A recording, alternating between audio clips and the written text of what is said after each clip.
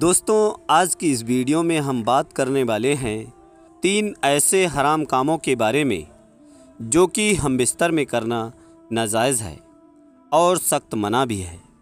یعنی کہ اسلام ہم بستری میں ان 3 کاموں کو کرنے کی اجازت نہیں دیتا ہے، مگر پھر بھی آج کل کے نوجوان ان کاموں کو بڑے ہی چاؤ اور خوشی کے ساتھ کرنا پسند کرتے ہیں۔ لیکن آج کا یہ ویڈیو آپ سبھی کے لیے بہت ہی زیادہ خاص ویڈیو ہے۔ آپ چاہے مرد ہو یا عورت، آپ اس ویڈیو کو آخر تک ضرور دیکھیں اور ان 3 کاموں کے بارے میں جان لیں، اور اگر آپ بھی ان کاموں کو کر رہے ہو تو آج ہی یہ کام بند کر دیں، ورنہ آپ دونوں جہاں میں برباد ہو جاؤ گے۔ دوستوں، آپ سے گزارش ہے کہ آپ اس ویڈیو کو لائک کریں یا نہ کریں، لیکن اس ویڈیو کو آخر تک ضرور دیکھیں۔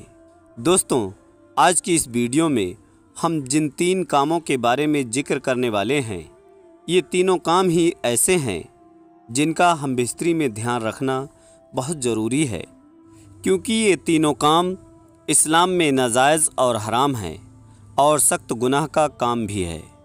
مگر آج کل نئی نسل کے نوجوان ان گناہوں میں زیادہ ہی گرفتار ہو رہے ہیں، اور بہت ہی تیزی کے ساتھ ہماری نئی نسل کے نوجوانوں میں یہ کام عام ہوتا جا رہا ہے۔ اور اس کی ایک بہت بڑی وجہ یہ بھی ہے کہ انٹرنیٹ پر گندی فلمیں دیکھنا، گندے پوسٹ اور گندے ویڈیو کو دیکھنا، اور سوشل میڈیا کا بہت ہی زیادہ غلط استعمال کرنا ان حرام کاموں کو کرنے کی بڑی وجہ ہے، اور ساتھ ہی دین سے دوری اور مسائل کی صحیح جانکاری نہ ہونے کی وجہ سے آج کل کے نوجوان ان حرام کاموں کو کرنے میں لگے ہوئے ہیں۔ اب آپ کو وہ 3 کام بتاتے ہیں جو ہم بستری میں کرنا ناجائز اور حرام ہے۔ نمبر 1، پیچھے کے مقام سے ہم بستری کرنا۔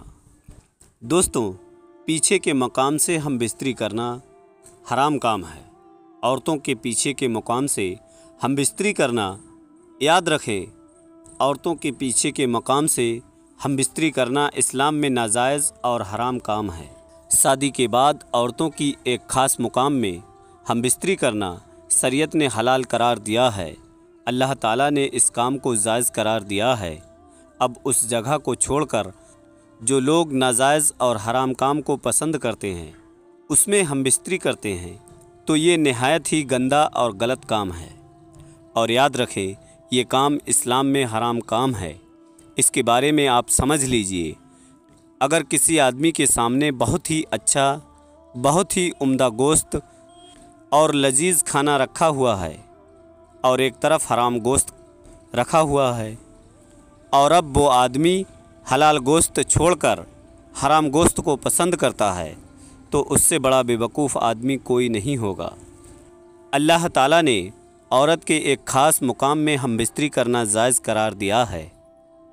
اب اگر کوئی آدمی اس مقام کو چھوڑ کر اگر عورت کے پیچھے کے مقام سے ہم بستری کرتا ہے، یاد رکھیں اسلام میں یہ کام حرام اور سخت منع ہے، اس لیے ہر انسان کو اس کام سے ضرور بچنا چاہیے۔ نمبر 2، ہم بستری میں ڈسچارج ہونا۔ دوستوں، ہم بستری میں دوسرا کام ہے ڈسچارج ہونا۔ بہت سے لوگ پوچھتے ہیں کہ کیا وہ اپنی بیوی کے منہ میں شرمگاہ دے کر ڈسچارج کر سکتے ہیں؟ تو یاد رکھیں کہ یہ ایک ایسا کام ہے جو نہایت ہی گندا کام ہے۔ یہ ایک ایسا کام ہے جس کے بارے میں سوچنے پر بھی انسان کو گھن سی آتی ہے۔ یہ ایک بہت ہی گندا کام ہے۔ یہ کام بھی آج کل کے نوجوانوں میں بہت ہی تیزی کے ساتھ پھیل رہا ہے، اور پھیلنے کی وجہ یہی ہے کہ وہ دین سے بہت دور ہیں۔ اسی وجہ سے آج کل کے نوجوان اس گندے کام کو کرنے میں مبتلا ہو رہے ہیں۔ دوستوں، آپ خود ہی سوچئے کہ انسان کے تمام جسم میں سے سب سے اچھی جگہ، سب سے اشرف، سب سے مکرم اور سب سے خاص جگہ منہ ہوتا ہے، زبان ہوتی ہے۔ اب اگر کوئی اسی منہ میں کوئی گندا کام کرے گا تو وہ کتنا گندا کام ہوگا۔ ہم اسی منہ سے کھانا کھاتے ہیں، اسی منہ سے اللہ پاک کا نام لیتے ہیں، اسی سے قرآن پڑھتے ہیں۔ اگر اسی میں ایسا کام کریں گے تو یہ کتنا گندا کام ہوگا۔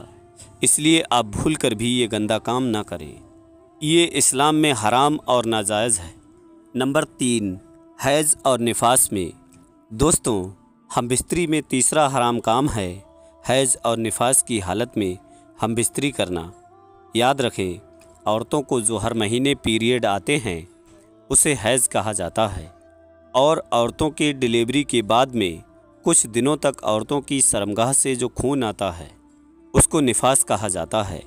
اسلام میں حیض اور نفاس کی حالت میں عورتوں کے ساتھ میں ہم بستری کرنا اسلام میں ناجائز اور حرام ہے۔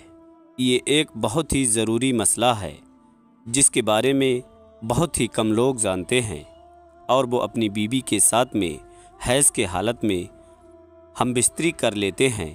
یاد رکھیں، یہ اسلام میں ایک حرام کام ہے۔ آپ حیض اور نفاس کی حالت میں اپنی بیوی کے ساتھ ہم بستری نہ کریں۔ دوستوں، آج کے ویڈیو میں بس اتنا ہی۔ امید کرتے ہیں کہ ہماری یہ ویڈیو آپ کو یقیناً پسند آئی ہوگی۔